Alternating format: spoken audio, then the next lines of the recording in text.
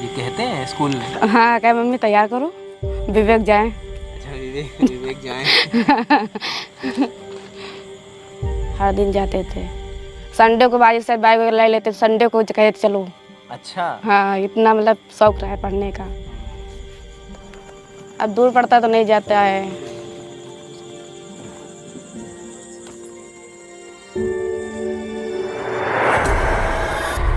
सोचिए, आपके गांव का एक छोटा सा स्कूल था जिसमें सिर्फ 40-50 बच्चे पढ़ रहे थे। अचानक एक दिन सरकार ने बोला स्कूल बंद। अब सब बच्चे 3 किलोमीटर दूर दूसरे स्कूल में पढ़ेंगे। 6 साल के छोटे बच्चे, न कोई वाहन, न साइकिल, न रोड, सिर्फ कच्चे रास्ते, जंगल और खेतों के बीच से गुजरना। और ऐसा एक स्कूल के साथ नहीं, पूरे उत्तर प्रदेश में हो रहा है। 27,000 स्कूल बंद हो रहे हैं। सरकार इसे कह रही है स्कूल मर्जर पॉलिसी। पर क्या यह सच में एजुकेशन सुधार है या गरीब बच्चों के सपनों पर ताला लगाया जा रहा है? आज की इस वीडियो में हम जानेंगे स्कूल मर्जर क्या है, सरकार का लॉजिक क्या है, जमीनी सच्चाई पर कह क्या रही है, और सबसे जरूरी इसका हल क्या हो सकता है। अब सवाल उठता है कि सरकार आखिर 27,000 स्कूल को बंद क्यों कर रही है? क्या वाकई सरकार बच्चों को पढ़ाई से रोकना चाहती है? जवाब है नहीं।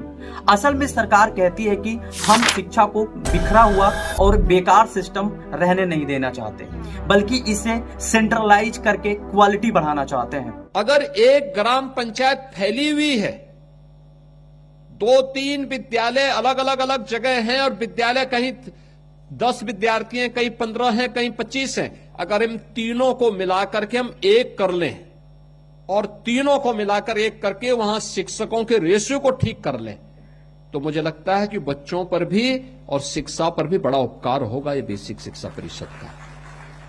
क्योंकि एक शिक्षक और 15 बच्चे, क्या मतलब? 1 से 5वीं तक क्लास चलनी है। कैसे आप न्याय कर पाएंगे जब बच्चे पे ज्यादा ध्यान देना है? अगर हम उसी विद्यालय में 60 से लेके 100 बच्चों को एकजुट करा देते हैं और उसी में 3 से लेके 5 शिक्षक दे देते हैं, तो हर क्लास के लिए एक शिक्षक हो जाएगा। देखिए, उत्तर प्रदेश में करीब 1.3 लाख सरकारी प्राइमरी स्कूल है, लेकिन उसमें करीब 60% स्कूल ऐसे हैं जहां बच्चों की संख्या 30 से भी कम है। कहीं तो ऐसा भी है कि एक स्कूल में सिर्फ 6 या 8 बच्चे और वहां 2 या 3 शिक्षक तैनात हैं।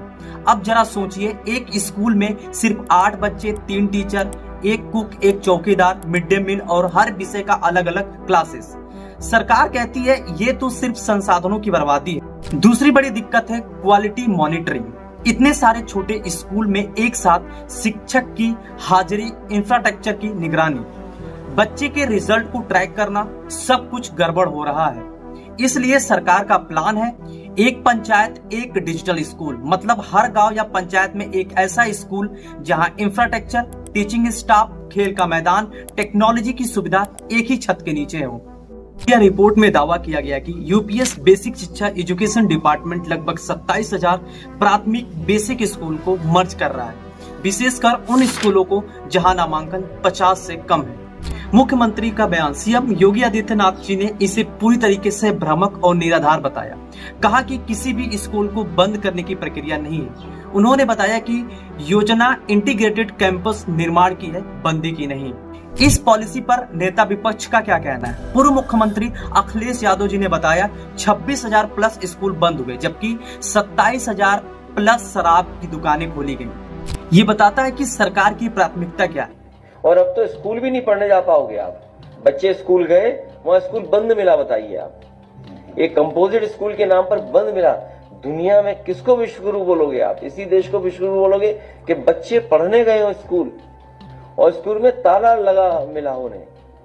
इससे बड़ा देश का दुर्भाग्य कोई नहीं हो सकता। आदमी पार्टी के संजय सिंह ने स्कूल बचाओ अभियान शुरू किया है।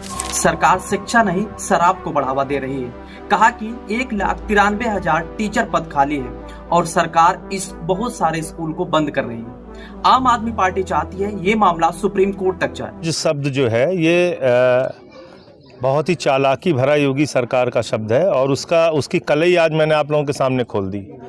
मैं मीरगंज खास गया, वहाँ पे जहाँ स्कूल बंद किया गया है बच्चों का, उनके परिवार वालों से मिला, बच्चों से मिला, और उन बच्चों और उनके परिवार वालों के साथ आप लोगों के साथ चल के आया मीरगंज खास से मीरगंज, जहाँ पे स्कूल विलय किया गया है और मीरगंज खास में स्कूल बंद किया गया है। 2.5 किलोमीटर की दूरी है। छोटे छोटे मासूम बच्चे 4 लेन का हाईवे पार करके रोज़ 2.5 किलोमीटर आएंगे, 2.5 किलोमीटर वापस जाएंगे। अगर रास्ते में कोई दुर्घटना उनके साथ घटित हो गई, मोदी जी जिम्मेदारी लेंगे उसकी, योगी जी जिम्मेदारी लेंगे, या वो IAS अधिकारी लेंगे जो AC कमरे में बैठ के जिनके बच्चे बड़ी बड़ी गाड़ियों में स्कूल जाते हैं, जिन्होंने ये फैसला लिया है, वो जिम्मेदारी लेंगे। स्कूल मर्जर पॉलिसी सुनने में लॉजिकल लगता है, लेकिन जमीन पर क्या हो रहा है ये देखिए। दिक्कत यह बात यह लड़कों को खड़ा कर दिया, खड़ा हो जा बेटा। अब इतना बड़ा बच्चे नदी के तरफ लड़के पढ़ लिख के हमें गाड़ी चलती है, रातों दिन हमेशा वहाँ पर भीड़ रहता है। कहीं खतरा हो जाए तो बच्चा मिल जाए। अपने बच्चा के सुरक्षित के लिए आदमी जगह खोजाला। बच्चे हैं हम लोग, जो चले जाएंगे हुआ बच्चे, तो कौन कुकुर काट लेगी, कौन मोटरसाइकिल से कौन लड़ जाएगी, कौन गाड़ी घोड़ा से लड़ जाएगी। हम लोग बच्चे पाएंगे हैं? कहाँ पाएंगे बच्चे? यहाँ पर हैं बच्चे, आराम से जाते हैं आते हैं, हम भी लोग पहुँचा देते हैं। वहाँ हाल जाता तब कब तक जाएगी? गरीब आदमी अपना काम देखेंगे कि अपने बच्चों को देखभाल करेंगे।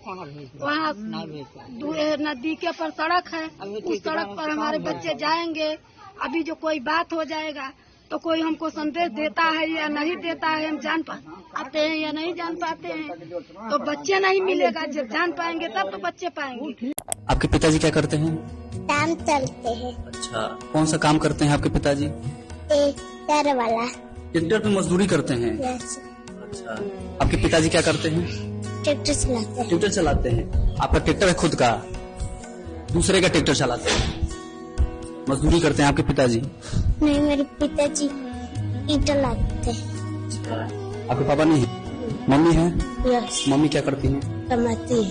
अच्छा, बाहर में कार्य करते हैं आपकी मम्मी? यस। अच्छा, आपके पिताजी क्या करते हैं? घर बनाने जाते हैं। अच्छा, पिताजी क्या करते हैं आपके? काम करते हैं। काम करते हैं, मजदूरी करते हैं? हाँ, बाहर जाएंगे। बाहर में कार्य करते हैं? हाँ। सरकारी नौकरी है आपके घर में? नहीं, किसी के पास नहीं।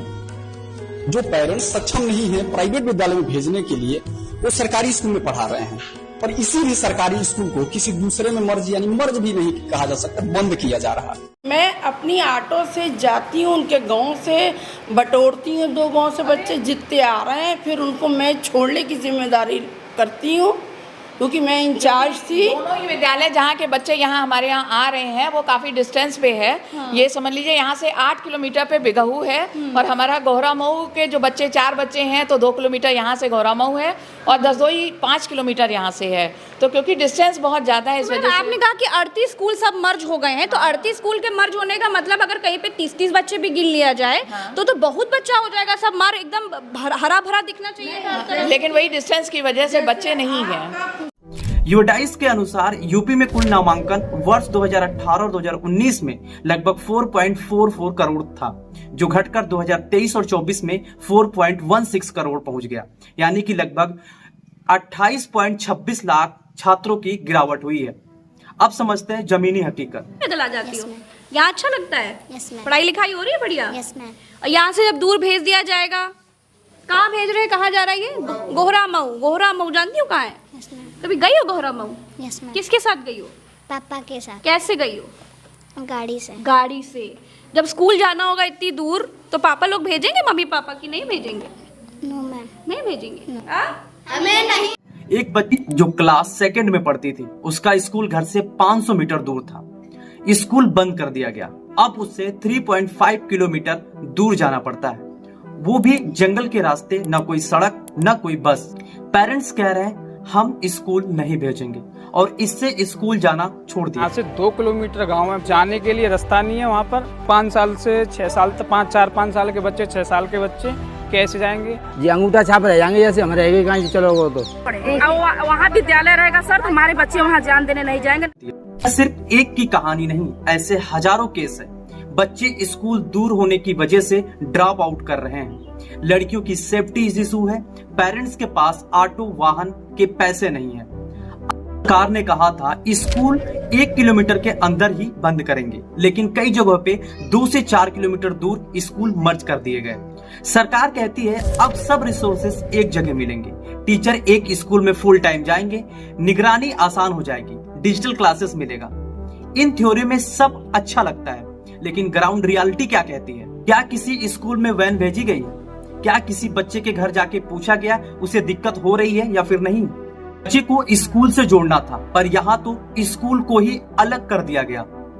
जो लड़का पहले खुशी से स्कूल जाता था अब वो डिप्रेशन में है। लड़की हर दिन पढ़ती थी अब वो घर का काम कर रही है। डिजिटल क्लासरूम सिर्फ फोटो खिंचवाने के लिए है, न बिजली है, न प्रोजेक्टर और न ही टीचर ट्रेंड है। अब बात करते हैं इसमें किसका नुकसान हुआ और किसका फायदा। सोचिए इस मर्जर का असली फायदा किसे हो रहा है। सरकारी रिपोर्ट कहती है पैसा बचा, रिसोर्सेज ऑप्टिमाइज हुए, मगर ऑप्टिमाइजेशन का मतलब क्या है? एक तरफ बच्चा 3 किलोमीटर चलकर स्कूल जा रहा है, दूसरी तरफ अफसर के लैपटॉप में एक और फाइल कंप्लीट हो गई। नुकसान किसका हो रहा है? गरीब परिवार के बच्चे जिनके पास वाहन नहीं है, SC ST के बच्चे जिनके पास सपोर्ट सिस्टम कम है, लड़कियां जिनके माता पिता असुरक्षा के चलते स्कूल नहीं भेजते, दिव्यांग बच्चे जिनके लिए चलना लगभग असंभव है। और फायदा किसका हुआ? सरकार का बजट बचा, अफसर का काम आसान हुआ। और सबसे बड़ा सवाल, क्या हम एजुकेशन को भी बजट का नंबर समझने लगे हैं? अब समझते हैं इसका हल क्या हो सकता था। क्या स्कूल बंद करना ही एकमात्र हल था? हल थे जहां स्कूल 1 मीटर से दूर है वहां वैन होनी चाहिए। सरकार के पास PM पोषण योजना जैसी बजट है, क्या एक वैन क्यों नहीं? लोकल युवाओं को ट्रेनिंग देकर टेम्परेरी टीचर रखा जा सकता था। एक टीचर को 3 स्कूलों पर भार देने से अच्छा है 3 नए टीचर रख दिए जाएं। छोटे स्कूल में हाइब्रिड मॉडल बनाया जा सकता था, कम से कम ई-लर्निंग टैबलेट दिए जा सकते थे। हर मर्जर से पहले ग्राम पंचायत और माता पिता से कंसल्टेशन हो, ग्राम सभा में वोट हो, जब टॉयलेट बनाना हो तो बजट आ जाता है। स्कूल मर्जर पर कंसल्टेशन क्यों नहीं? लड़कियों के लिए सेफ्टी सिस्टम या छोटे कम्युनिटी बस चलाए जाए, जो NGO के माध्यम से मिलकर हो सकता है। हल था, बस इच्छा शक्ति नहीं थी। केरल के हर स्कूल में डिजिटल फैसिलिटीज है, लेकिन एक भी रूरल स्कूल बंद नहीं किया गया। दिल्ली के स्कूलों में आप सरकार ने पुराने सरकारी स्कूल को मॉडल रूप में बनाया, बंद नहीं किया, रिफॉर्म किया। फिनलैंड में पूरा एजुकेशन सिस्टम एक बात पर फोकस करता है, बच्चे की कंफर्ट और फास्ट। अगर बच्चे को 2 किलोमीटर दूर जाना पड़ता है तो सरकार साइकिल या वैन देती है। ये सब देश हमारे जैसे मिडिल इनकम और डेवलपिंग कंट्री हैं, तो अगर वो कर सकते हैं तो हम क्यों नहीं? सोचिए एक गांव में एक छोटा सा स्कूल था जहां बच्चा खुशी से पढ़ता था। अब उसे जंगल के रास्ते 3 किलोमीटर दूर जाना पड़ रहा है। अब जब वो नहीं जा पाता तो उसे ड्रॉप आउट की कैटेगरी में डाल दिया जाता है। ये बच्चा फेल नहीं हुआ, सिस्टम ने उसे फेल कर दिया। लेकिन उस बच्चे का सपना, उस माँ का भरोसा, ये सब किस फाइलों में जाता है? 2017 से अब तक हजारों स्कूल या तो मर्ज कर दिए गए या पूरी तरीके से बंद, और वजह बताई गई कम नामांकन। कोई ये नहीं पूछता कि कम नामांकन क्यों हुआ। बच्चों के लिए स्कूल अब 1 किलोमीटर नहीं, कई बार 5-6 किलोमीटर दूर हो गया है। ये वही बच्चे हैं जिनके घर 2 वक्त की रोटी भी मुश्किल से आती है। अब सोचिए क्या वो रोज इतना पैदल चल पाएंगे? दूसरी ओर प्राइवेट स्कूल हर महीने 1500 से 3000 रुपए की फीस, किताबें अलग, ड्रेस अलग। और सरकारी स्कूल, इसमें मिड डे मील भी मिलता था, मुफ्त किताबें, ड्रेस भी, लेकिन अब वो विकल्प खत्म किया जा रहा है। तो सवाल ये नहीं कि सरकारी स्कूल बंद क्यों हो रहे हैं, सवाल ये है कि क्या हम एक व्यवस्था चाहते हैं जहां शिक्षा सिर्फ पैसों वाले की मिल्कियत हो? क्या शिक्षा एक अधिकार है या ये भी एक प्रोडक्ट बन चुका है? सोचिए और इस वीडियो को शेयर करिए ताकि ज्यादा लोग सवाल पूछ सकें। धन्यवाद दोस्तों, आप अपनी राय इस वीडियो के कमेंट सेक्शन में जरूर दें। साथ ही ये जरूर बताएं कि आपके एरिया में कौन से कॉलेज बंद हुए हैं, वहां की ग्राउंड रिपोर्टिंग क्या है, वो सारा चीज आप कमेंट बॉक्स में दे दीजिए। साथ में अगर आपके मन में कोई सवाल है तो वो भी कमेंट बॉक्स में आप कमेंट कर सकते हैं। और हाँ, अगर कोई एक नई टॉपिक पे वीडियो चाहते हैं किससे रिलेटेड, वो भी जरूर मेंशन करें। मिलता है एक नए वीडियो में एक नए इंटरेस्टिंग वीडियो के साथ। तब तक के लिए जय हिंद।